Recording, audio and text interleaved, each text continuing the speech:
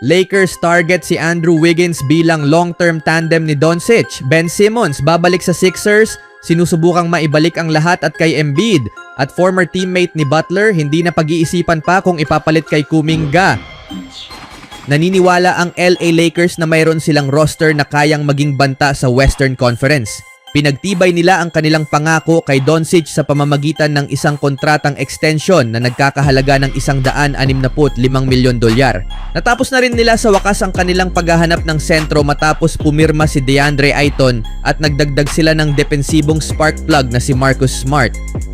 Bagaman maraming tanong tungkol kina LeBron James at sa kinabukasan ng prangkisa pagkatapos ng season, naging abala ang LA ngayong summer at marahil ay may mas malalaking balita pang darating.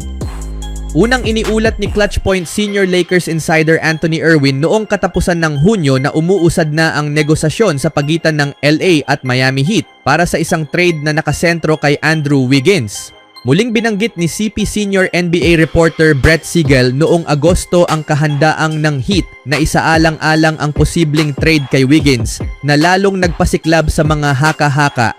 Ngayon, binibigyang pansin din ng NBA correspondent na si Mark Stein ang posibilidad ng transaksyon sa pagitan ng dalawang team.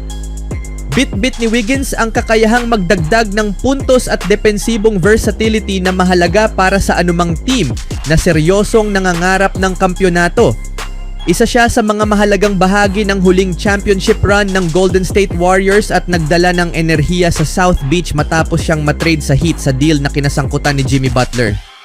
Ang pagkuha sa 30 taon na Canadian ay may kabayaran. Kikita siya ng $28 milyon ngayong season at may 30 milyon na player option para sa susunod na taon. Pero tila mas handa na ang Lakers ngayon na tumanggap ng ganitong klaseng commitment kumpara nung mga nakaraang buwan.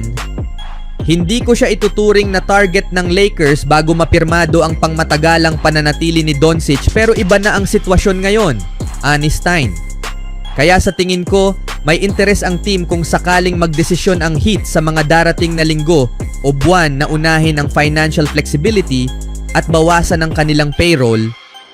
Nag-average si Wiggins ng 18 puntos, 4 na rebounds at 2 assists sa 60 laro noong nakaraang season habang nag-shoot ng 44% mula sa field at 37% mula sa arc. Dahil mas tututukan ng depensa ng kalaban sina LeBron James, Doncic at Austin Reeves, maaaring magkaroon si Andrew Wiggins ng mas magagandang opensa sa teorya.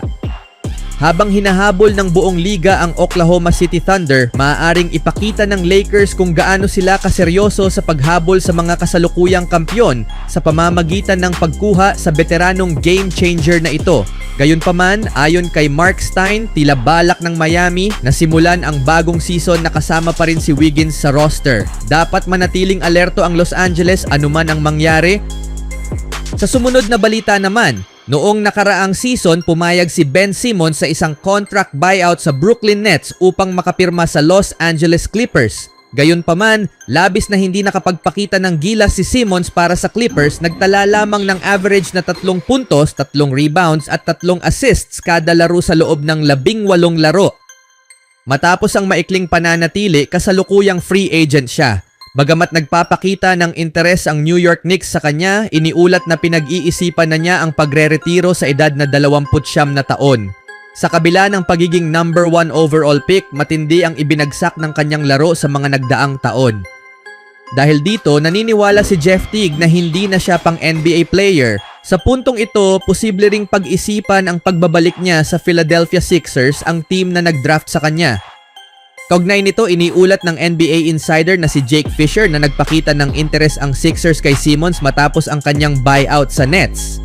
Ayon sa aking nalaman, nagkaroon ng ilang paunang pag-uusap sa pagitan ni Ben at ng Sixers nang makuha na niya ang buyout mula sa Brooklyn, sabi ni Fisher sa isang ulat mula sa Bleacher Report. May ilang kaibigan pa rin siya sa lugar, naniniwala akong nanirahan ang kanyang kapatid sa Philadelphia noong isang panahon at may interes ang team noong panahong iyon, dagdag pa ng NBA insider. Walang duda na nasa kanyang pinakamahusay na anyo si Simmons noong 4 na taon niya sa Sixers. Nag-average siya ng 16 na puntos, 8 rebounds at 7 assists kada laro para sa team. Ngunit mula nang umalis siya sa Philly, Hinaharap niya ang sunod-sunod na injury at tila nawalan ng dating sigla sa kanyang laro. Nang humiling siya ng trade mula sa Sixers, nauwi ito sa hindi magandang paghihiwalay sa pagitan nila ni Joel Embiid. Sa katunayan, silang dalawa ang itinuring na mga pangunahing star ng prangkisa. Kaya kung sakaling bumalik siya, mangyayari lamang ito kung aprobado ni Embiid ang hakbang na iyon. Sa kabila nito, iniulat ni Fisher na nagkaayos na umano sina Simmons at Embiid sa likod ng mga pangyayari. Pero wala akong bagong impormasyon tungkol sa kasalukuyang interes ng team sa kanya, pagpapatuloy ni Fisher. At tinapos niya ito sa pagsasabing, sa tingin ko, naayos na nina Embiid at Ben ang hindi nila pagkakaunawaan na nangyari noon sa likod ng kamera. Dahil hindi na rin naglalaro sa kanyang pinakamataas na antas si Embiid mula nang umalis si Simmons, maaaring makatulong sa kanilang dalawa ang isang reunion upang muling maabot ang kanilang peak form bilang former number 1 overall picks. Sa huling balita, ang pagpirma ni Jonathan Kuminga sa kanyang qualifying offer ay magiging isang malaking dagok para sa Golden State, ngunit maaari pa rin silang makabawi sa pamamagitan ng paggamit ng trade exception mula sa Kyle Anderson deal. Dahil sobrang lapit na ng team sa first tax apron kahit pa si JK ay pumirma lang sa qualifying offer, malamang ay hindi nila magagamit ang buong halaga ng trade exception. Gayunpaman, maaari pa rin nilang ma-acquire ang isang player na may sweldo na mas mababa sa humigit kumulang $6 na milyon at may isang malinaw na pangalan na lumilitaw bilang posibleng target sa ganitong senaryo. Si Haywood Highsmith, dating kakampi ni Jimmy Butler, ay kamakailan lamang inilipat ng Miami patungong Brooklyn bilang bahagi ng salary dump para mabawasan ang kanilang payroll habang siya'y nagpapagaling pa mula sa injury.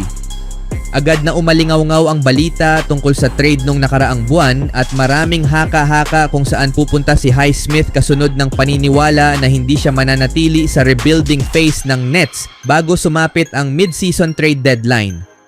Maaaring subukang pataasin ng Nets ang trade value ni Highsmith kapag siya'y gumaling, pero ligtas ng ipagpalagay na ang kapalit ay maaaring 1 o 2 second round picks lang.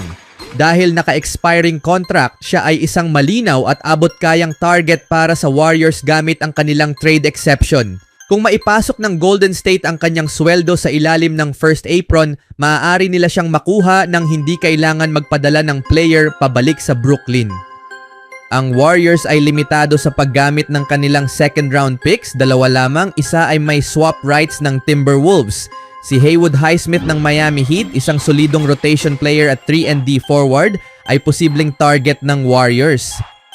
Kahit may mga forward na silang sina Butler, Kuminga at Draymond Green, walang malinaw na 3-and-D sa kanila kaya may puwang para kay Highsmith.